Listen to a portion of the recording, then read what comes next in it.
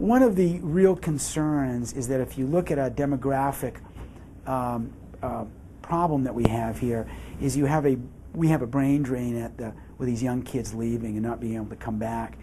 And then, frankly, we have a money drain for those that are approaching their senior years, where the kids are gone, they have more disposable income, and they're leaving.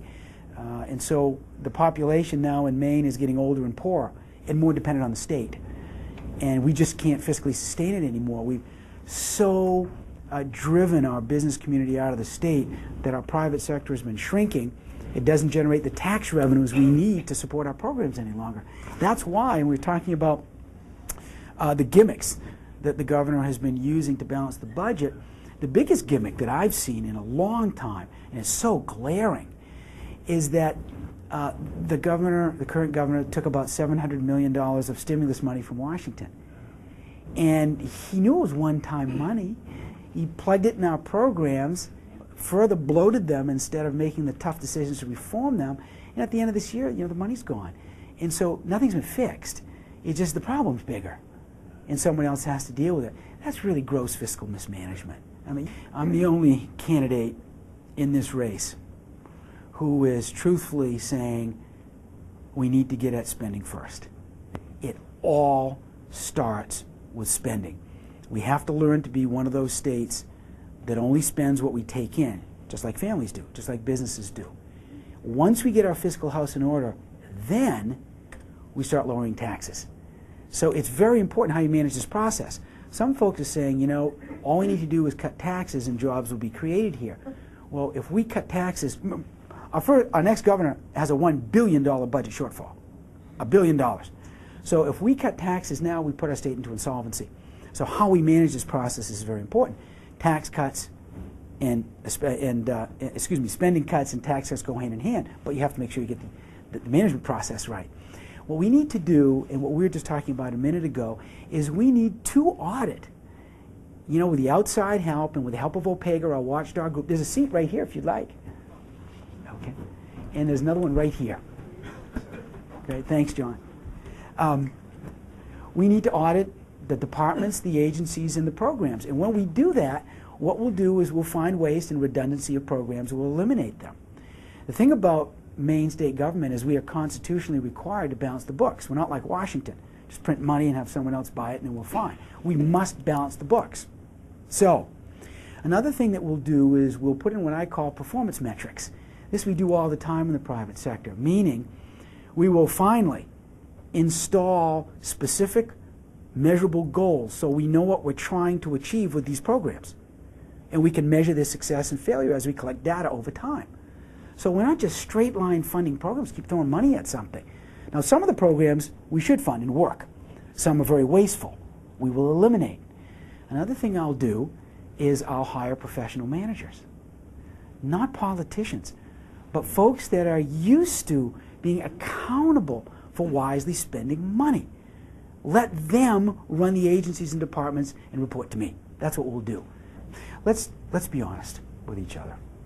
And I know everybody in this room, we will be honest with each other. Maine has developed a system of welfare on demand. You come to Maine on Monday, you get your driver's license on Tuesday, and then you get presented the opportunity to be in a whole host of programs on Wednesday. And the benefits that are provided in our programs are 2 and 3 times as generous as those provided in other states. So there's no residency requirement, so generous. Some of the programs have no time limits on them. Other states have 3, 4, 5 year time limits. Lifetime limits, we don't have any in Maine on some of the programs. So here's what happens. Is first of all, it's grossly unfair to the taxpayers. Second of all, Maine is becoming a magnet because folks come here. Absolutely. Yeah, they come here for those benefits.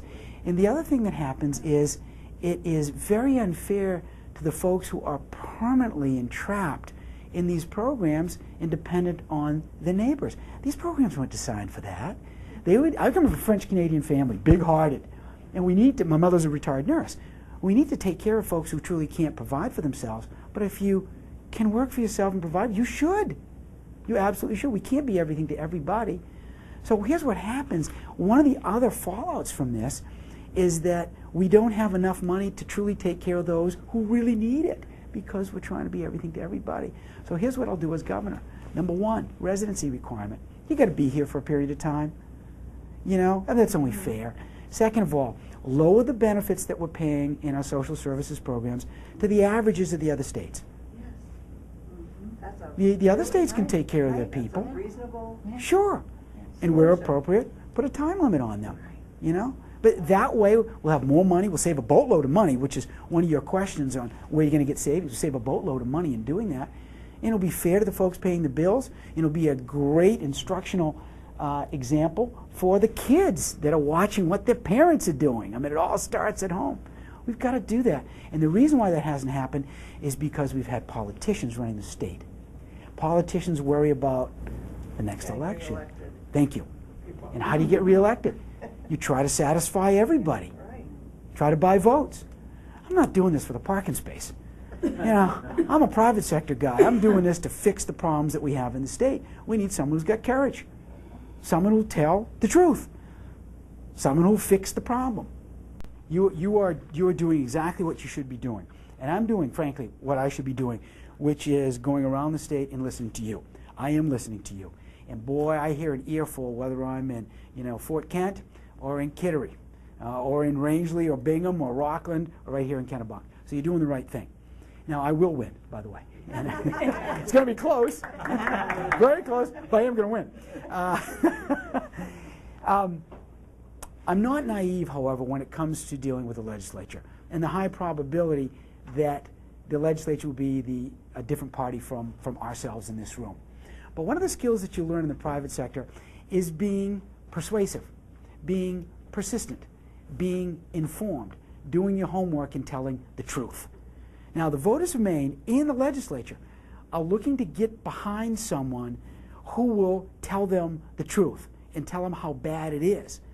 Now, as we go down this process, and when we find partisan interest from either side preventing us from making more progress, I'm going to do directly what I'm doing right now, is go to you, the voters of Maine. Because there's one thing that happens that I know for sure, is that when you spell out who's getting in the way of progress and you tell the voters of Maine who to call and who to email, whose doors to knock on, these legislators move. They hop because they're politicians. I will go directly to the voters of Maine the way Ronald Reagan did. He went directly to the people of this country. We've got to do that. I will do that. The governor has the most powerful tool in the entire state government, which is the bully pulpit. Tell the truth, rally the forces, and get it done. That's why what you're seeing all around the country, whether it be Massachusetts or Hawaii, people are frustrated like you. People are angry. People are disappointed in their leaders because they're not fixing the problem. We need to fix these problems. We know what they are. We need someone with guts to fix them. I have the guts, and I know how to say no, and I know how to rally the troops.